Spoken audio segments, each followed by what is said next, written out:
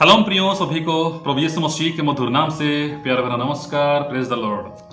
दोस्तों, आपने अक्सर लोगों से ये कहते सुना होगा, जब महामारी आती है, जब बीमारियां आते हैं, जब बाढ़ या जो भूकंप ऐसे आते हैं, तो लोग अक्सर ये कहते हैं कि दुनिया में पाप इतना बढ़ गया है, इतना बढ़ गया है कि ये तो होना ही है, ये तो होना ही है। जी हाँ, अभी फिलहाल यहाँ पे मैं जहाँ रहता हूँ जामू में, एक भूकंप का जस्ट एक झटका लगा था। तो एक दीदी मुझे बोल रही थी कि गोलू भैया ये तो होना ही, क्योंकि दुनिया में इतना पाप बढ़ गया है, इतना पाप बढ़ गया है। बिल्कुल वैसे ही जैसे नूह के समय में ऐसे ही हुआ था। परमेश्वर की सृष्टि, प्रभु जिनको बनाया अपने महिमा के लिए, ये इंसान प्रभु के खिलाफ खड़ा हो गया। सब लोग अपने अपने काम में बिजी हो गए, शादी में, पार्टियों में, कहीं बिल्डिंग बनाने में, रास्ता बनाने में, ये सब अपने अपने काम में व्यस्त हो गए। उस समय भी लोग बिजी थे।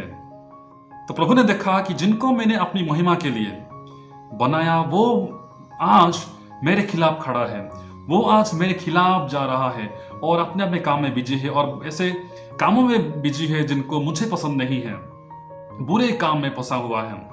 तो प्रभु ने नूह को चुनते हैं कि एक जहाज बनाए और लोगों को ये चेतावनी दे कि अपने पाप से मुड़कर प्रभु के पास आए।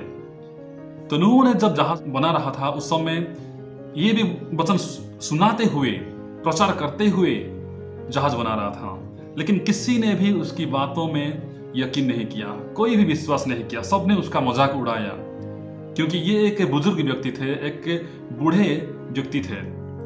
तो ये तो अक्सर होता है, क्योंकि जो बूढ़े हैं, जो बुजुर्ग हैं, उनके बातों को कोई भी मानता नहीं है। आज भी ऐसा होता है, हम भी मानते नहीं हैं। तो उन्होंने भी मजाक उड़ाया, कहा कि क्या कह रहा है, हमें अपने जीवन जीने दो ना। उन्होंने अपना जीवन जीने में बिजी रह गए, अपने जीवन जीने में व्यस्त रह गए। नूह ने अपना काम किया, नूह जहाज बनाया। जो बाइबल पढ़ते हैं जानते हैं कि जब वो समय आ गया, प्रभु का क्रोध का समय, विनाश का समय, जल प्रलय का समय, उस समय नूह का फैमिली के अलावा कोई भी नहीं बचा, कोई भी जिंदा नहीं रहा।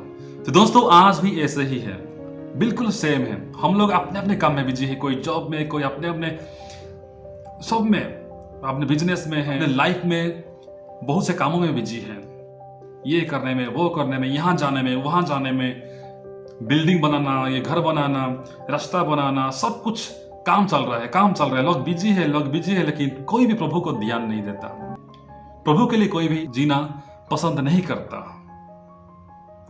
दोस्तों, एक वचन पढ़ेंगे जो बहुत ही बढ़िया, बहुत ही गंभीर वचन है। जी हाँ, तो आपको देखने के लिए मिलेगा रोमियो की पत्री अध्याय 8 वचन 19 से आगे, रोमन्स चैप्टर 8 19 ऑनवर्ड्स। यहाँ पे लिखा गया, मैं पढ़ता हूँ, थोड़ा ध्यान से सुनिए, क्योंकि बहुत ही गंभीर वचन है।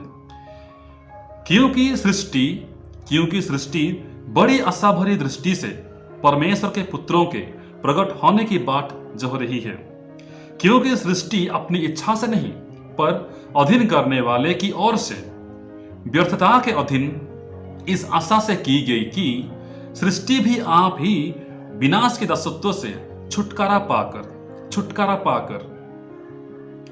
परमेश्वर की संतानों की महिमा की स्वतंत्रता प्राप्त करेगी। छुटकारा पाकर परमेश्वर की संतानों की महिमा की स्वतंत्रता प्राप्त करेगी, क्योंकि हम जानते हैं कि सारी सृष्टि अब तक मिलकर कराहती और पीड़ाओं में पड़ी तड़पती है। तो आज हम लोग कहते हैं ना, जैसे कि इस दुनिया में पाप तो बढ़ गया है, ये तो भूकंप होना है, युद्ध होना है, लड़ाई होना है, जंग होना है, कहीं पे महामारी आएगी, कहीं पे बाढ़ आएगा, ये सब होता रहेगा।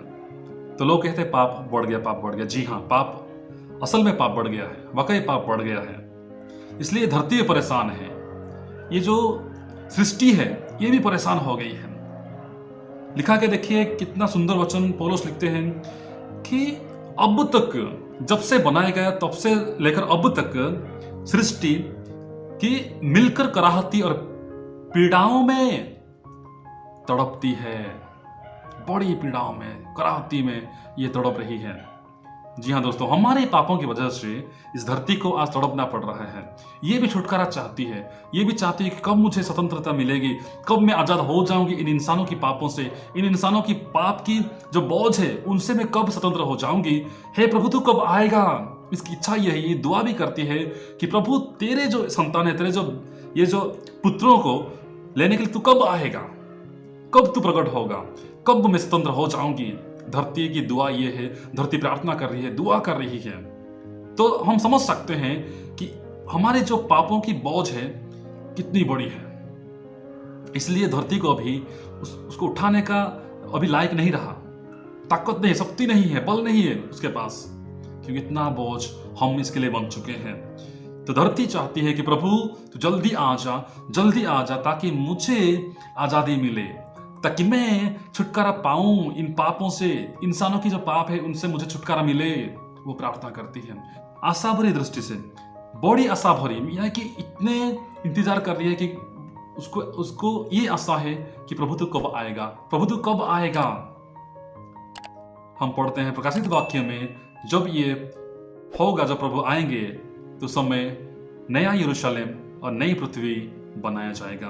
तो धरती भी ये चाहती है कि कब वो नया यरूशलेम, नया आसमान और ये नई पृथ्वी बनाई जाएगा और मैं इन पापों से छुटकारा पाऊं और मैं आजाद हो जाऊंगी।